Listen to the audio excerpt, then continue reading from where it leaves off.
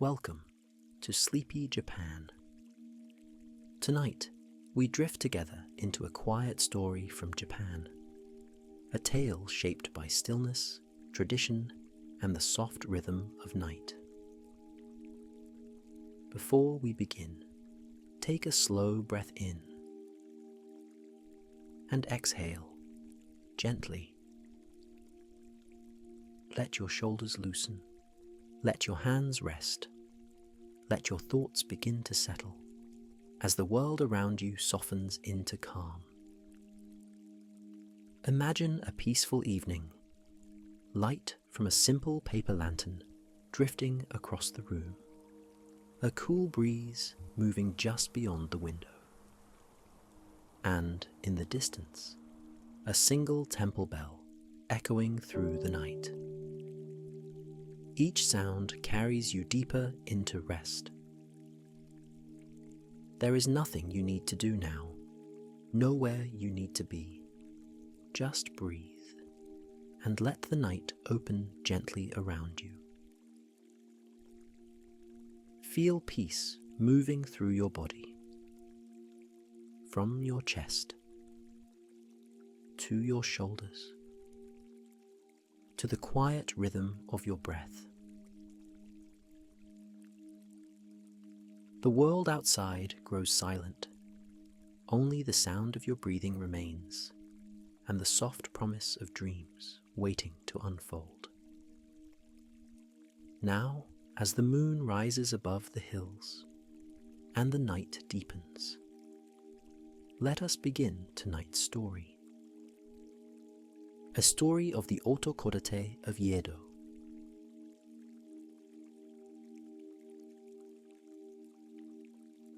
In the shadow of temple bells, where incense drifted on morning air, and the great city of Yedo stirred slowly to life, there lived a young boy named Itaro, whose story would ripple through generations like stones cast upon still water. His story begins not with triumph, but with shadow, a moment that would shape the course of his life, like a single stone cast into still water, sending ripples across the years. On a warm summer's day, when cicadas sang in the willow trees, young Itaro went with a friend to bathe in the gentle river that wound its way through the countryside like a silver thread. The water was cool and welcoming, reflecting the pale blue sky above. But children, as children sometimes do, began to quarrel over their simple game. Words grew sharp, tempers flared, and in a moment of terrible anger, Itaro seized his companion and cast him into the flowing water.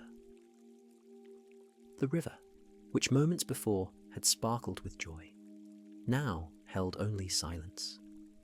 The boy did not rise again, and Itaro stood alone on the bank, watching the water carry away his childhood. When he returned home, his small footsteps heavy, he spoke to his father with a voice strangely calm, as if nothing had changed beneath heaven. "I went to play by the river today with a friend, and as he was rude to me, I threw him into the water and killed him." His father, hearing these words spoken so quietly, felt his heart grow cold as winter stone. He knew that his son's life, as he had known it, was now ended. The wheel of fate had turned, and there could be no turning back. "This is indeed a fearful thing," his father whispered. "Child as you are, you will have to pay the penalty of your deed. Tonight, you must fly to Yedo in secret, and perhaps, in time, you may find a new path." So it was that on a moonless night, when the world lay wrapped in darkness, the boy received 20 ounces of silver and a sword of finest steel, forged by the master craftsman Rai Kunitoshi. The blade gleamed like captured starlight, cold and beautiful and sharp. Away he went into the vast unknown, leaving behind the village of his birth, the river that had witnessed his sin, and the father who had loved him. His small figure disappeared into the night, like mist dissolving at dawn. In Yedo, that great city of countless souls, the boy found work as a shop servant, but his heart, restless as autumn wind, yearned for something greater. The way of the warrior called to him, like a distant temple bell. Fortune smiled upon his earnest seeking, and he entered the service of a noble samurai, Sakurai Shozayamon, a man of honor and wisdom. Here, the boy took a new name, Tsunehai, leaving his old self behind like a shed skin. Lord Sakurai had a son, young Shonosuke, a youth of 17 summers, whose heart was open as a morning flower. He grew fond of Tsunehai, treating him not as a servant, but as a cherished brother. Together they walked to the fencing school, their wooden swords gleaming in the afternoon sun. Tsunehei, blessed with natural grace, soon mastered the flowing dance of steel, his movements becoming fluid as water, swift as the striking hawk.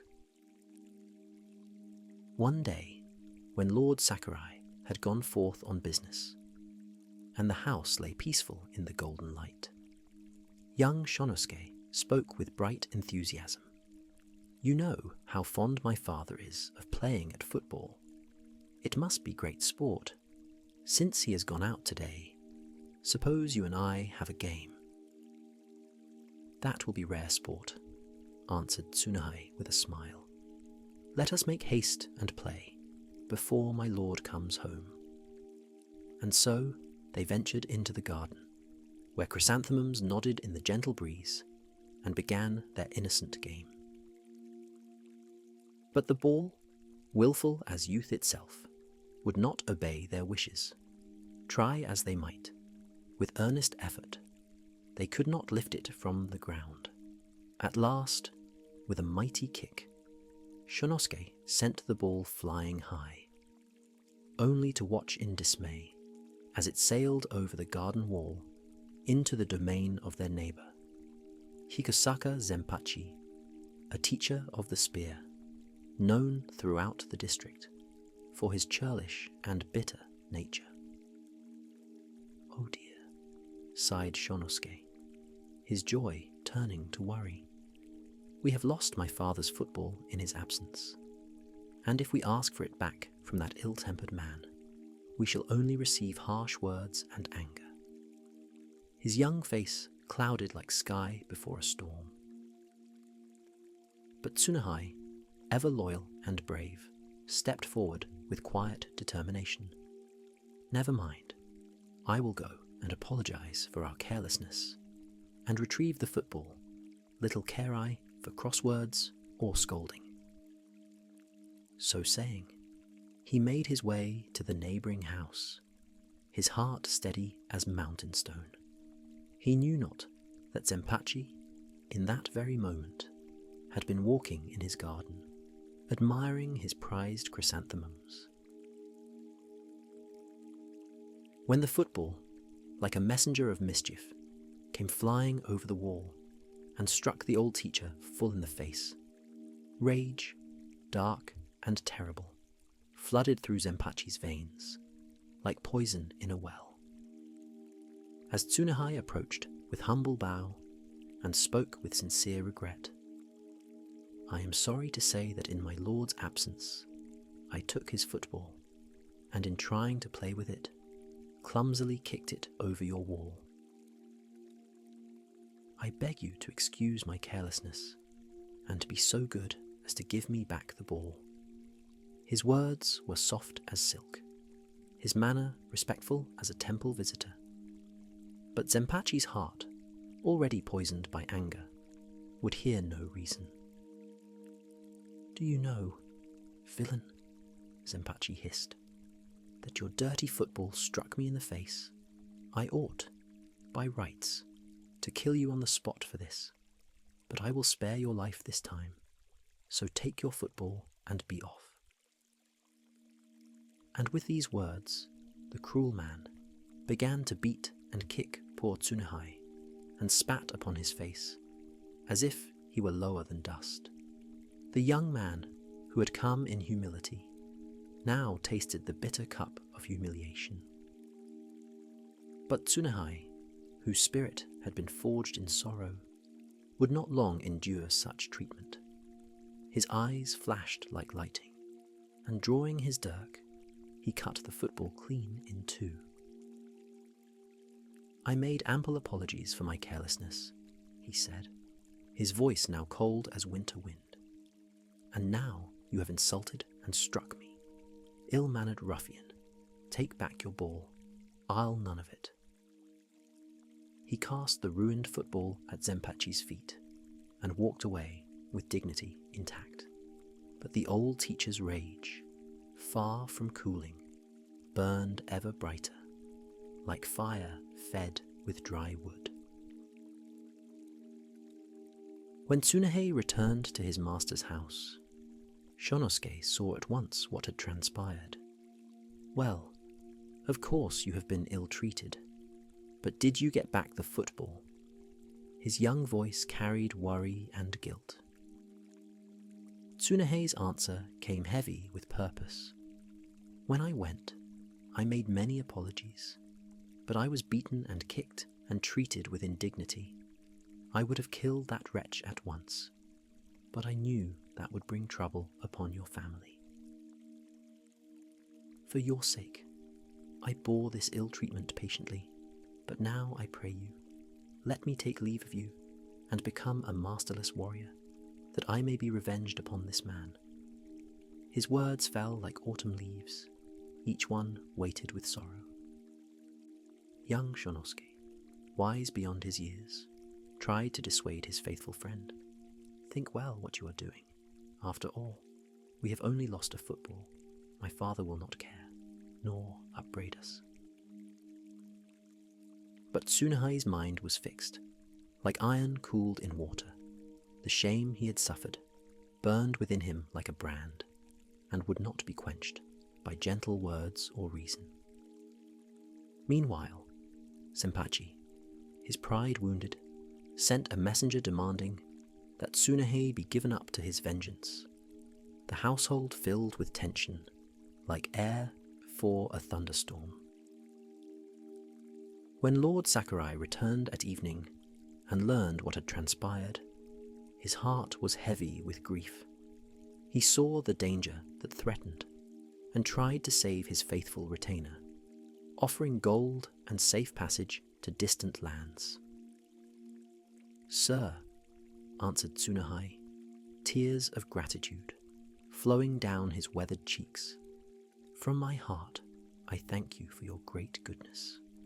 But I have been insulted and trampled upon, and if I lay down my life in the attempt, I will repay Zenpachi for what he has done." Seeing that nothing would turn the young man from his chosen path, Lord Sakurai offered his own fine blade, but Tsunehei, with quiet pride, revealed the sword his father had given him, the work of Master Rai Kunitoshi. The blade sang as it left its scabbard, steel like captured moonlight, perfect in its deadly beauty. Lord Sakurai marvelled at its craftsmanship and blessed his retainer's courage. "This is indeed a beautiful blade, and one on which you may rely. Take it then, and bear yourself nobly in the fight. Only remember that Zenpachi is a cunning spearsman, and be sure to be very cautious." So Tsunehei, after thanking his lord for all his manifold kindnesses, took an affectionate farewell, and walked into the gathering dusk toward his appointment with destiny. At Zenpachi's house, the old teacher waited, spear in hand, in his moonlit garden, when Tsunehei appeared, like a ghost, from the shadows between the trees. The air grew thick with coming violence. "Ha! So you have come back," Zenpachi snarled. "And now for your insolence. This day I mean to kill you with my own hand." His spear point gleamed like a viper's tooth, hungry for blood. "Insolent yourself," replied Tsunehei quietly. "Beast and no samurai. Come, let us see which of us is the better man." His sword whispered from its sheath, like wind through bamboo. They fought beneath the watching stars, steel ringing against steel, in a deadly dance older than memory. Zenpachi, for all his cunning, could gain no advantage against Tsunehei's pure skill. At last, losing his temper, the old teacher began fighting carelessly. Tsunehei, swift as striking lightning, cut through the shaft of his spear. The weapon fell, broken and useless, to the trampled earth. Zenpachi drew his sword, and 2 of his retainers came rushing to assist him. But Tsunehei, moving like flowing water, struck one down and wounded his master upon the forehead. The second retainer, seeing such valor, fled in terror into the night.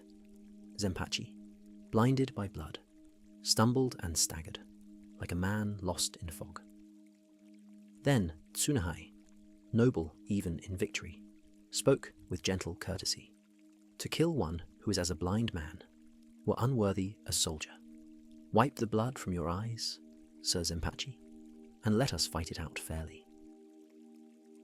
So Zenpachi, binding his wound, fought again with desperate fury, but at last, pain and loss of blood overcame him, and Tsunehei, with one final, perfect stroke, ended the quarrel forever. The young warrior, having done what honor demanded, went and reported the matter to the governor of Yedo. Though he was imprisoned, awaiting judgment, his heart was strangely at peace. But fortune, which had seemed so dark, now showed a kinder face.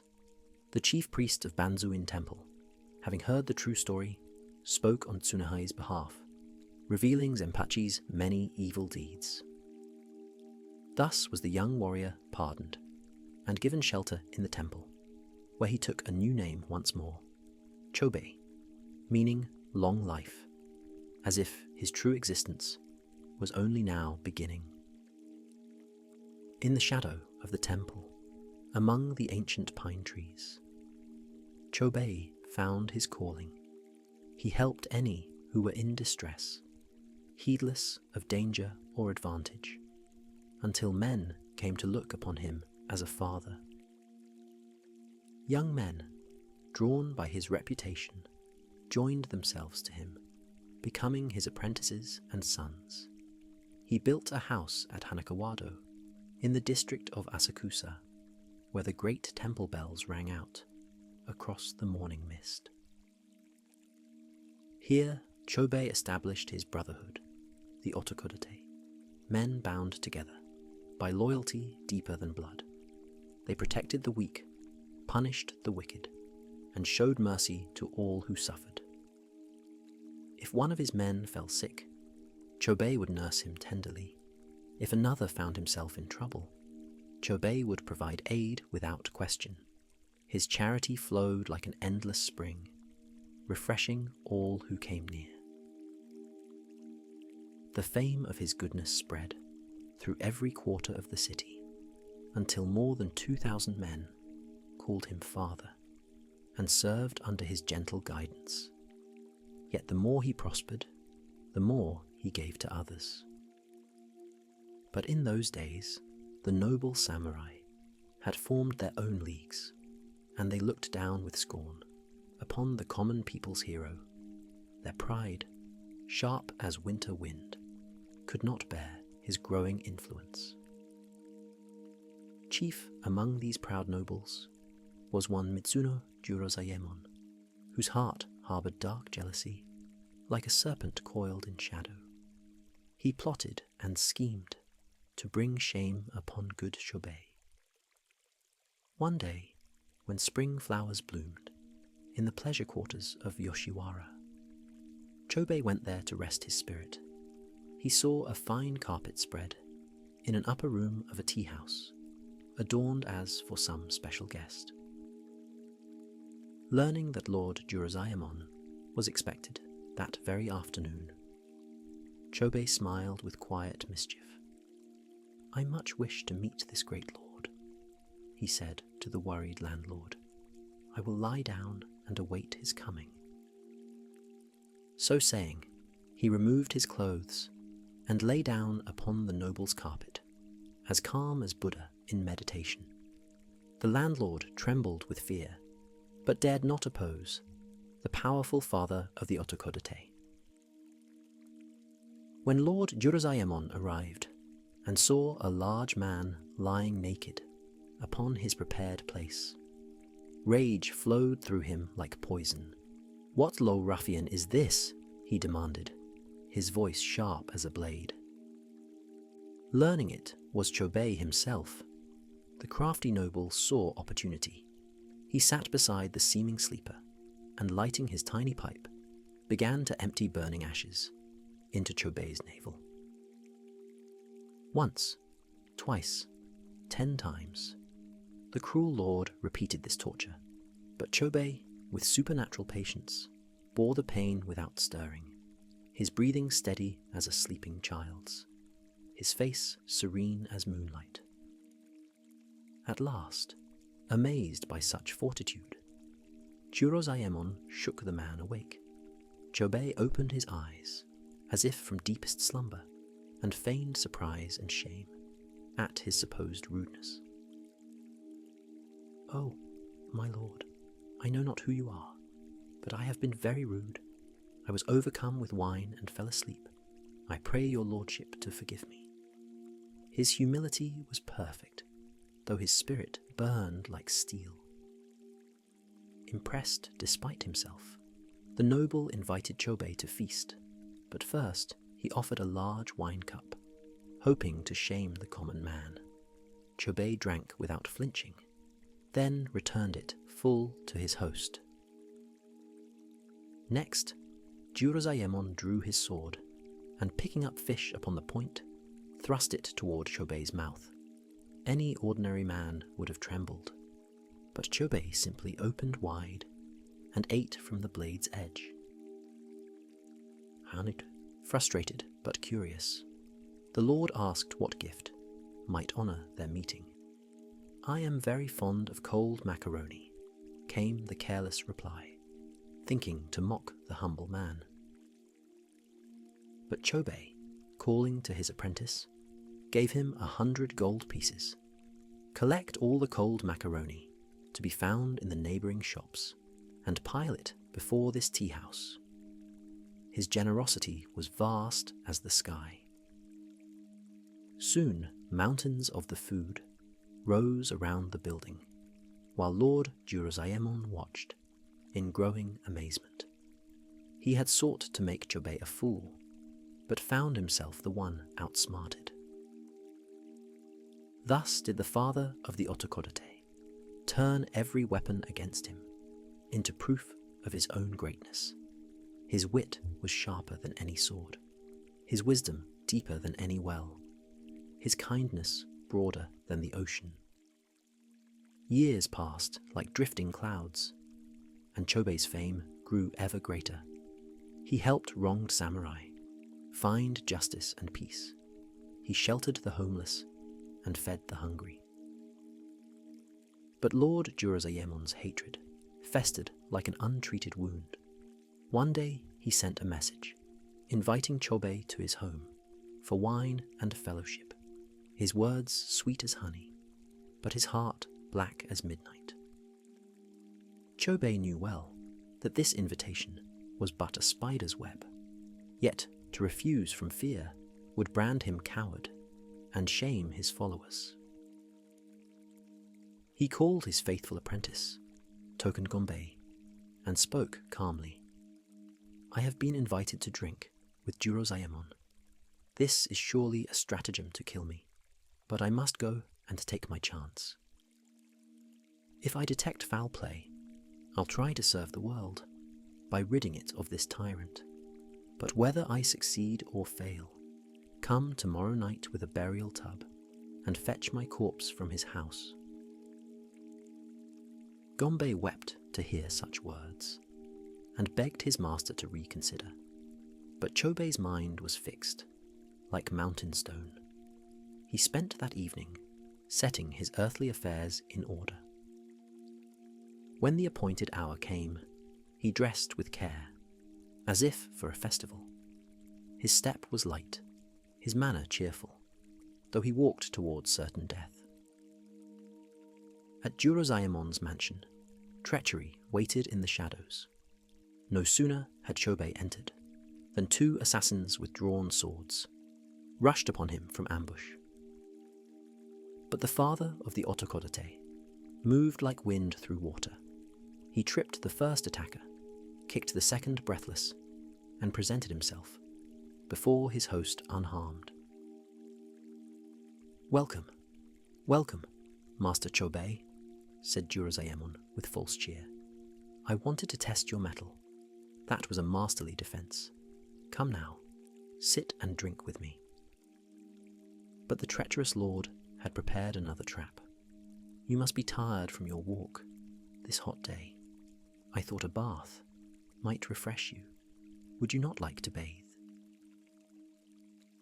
Chōbei knew this was death's invitation, but answered cheerfully, "Your lordship is very good. I shall be glad to accept your kind offer." He went to the bath chamber and removed his garments, knowing full well this would be his final rest, yet no tremor shook his hands, no fear clouded his noble brow. The water was warm, welcoming, like a mother's embrace. For a moment, Chōbei felt peace, his body floating free, his spirit already beginning its journey toward the light. Then came Jirozaemon's cruel command. "Lock the door, light the fire beneath. We'll boil him like a common criminal. Quick, men, quick." Evil laughter echoed through the gilded halls. As the water began to heat and spears thrust through the walls, Chōbei fought with desperate courage.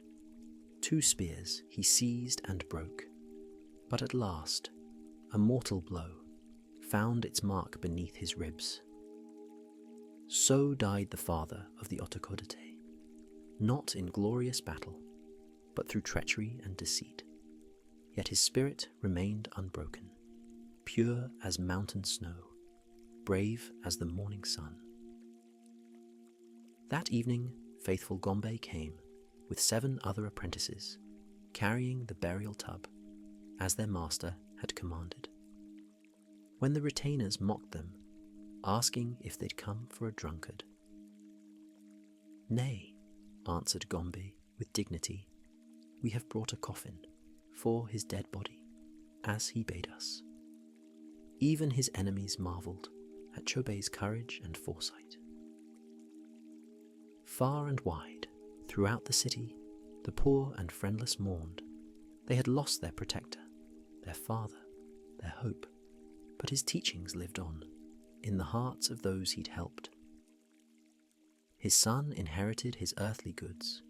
His wife remained faithful, praying they might meet again in the pure land of the West, seated together upon the same lotus flower. Many times his apprentices plotted to avenge their beloved master, but Lord Jirozaemon grew ever more careful, until at last he was imprisoned by the very government he'd served. And so the wheel of justice turned full circle. Evil carried within itself the seeds of its own destruction, while goodness, like scattered grain, grew into an eternal harvest. In the temple at Banzuin, where Chōbei first found shelter, incense burns each evening, carrying prayers toward heaven. The old priest tells visitors of the brave man who lived there. Children gather round to hear of one who was called father, though he fathered no sons, who was counted wealthy, though he owned almost nothing, who achieved immortality through simple acts of kindness. The seasons turn, as seasons must. Cherry blossoms fall and rise again. Snow melts into flowing streams that carry all things toward the sea. But the memory of good Chōbei flows onward like a gentle river. His name is written, not in stone or bronze, but in the grateful hearts of those who remember that one man's courage can light 1,000 lamps. In the district of Asakusa, where the great temple stands, the evening bells still ring across the misty streets. Their bronze voices carry the same message Chōbei lived and died to teach. That strength is found in gentleness, that wealth lies in giving, that true nobility serves rather than commands, and that a life spent in service never truly ends. The lanterns glow more softly now, in the gathering dusk. The last vendors close their stalls and hurry toward home. Night settles over the great city, like a blanket drawn with care. But somewhere in the darkness, a lonely soul finds shelter. A hungry child receives rice. A wronged man discovers justice. And the spirit of Chōbei continues its quiet work. For this is the way of all true stories. They do not end with words, but flow onward like rivers, into the vast sea of memory, where all good deeds find their eternal rest. And so, beneath the watching stars, the city sleeps in peace. The wind whispers through the willows, carrying dreams and prayers toward the distant mountains.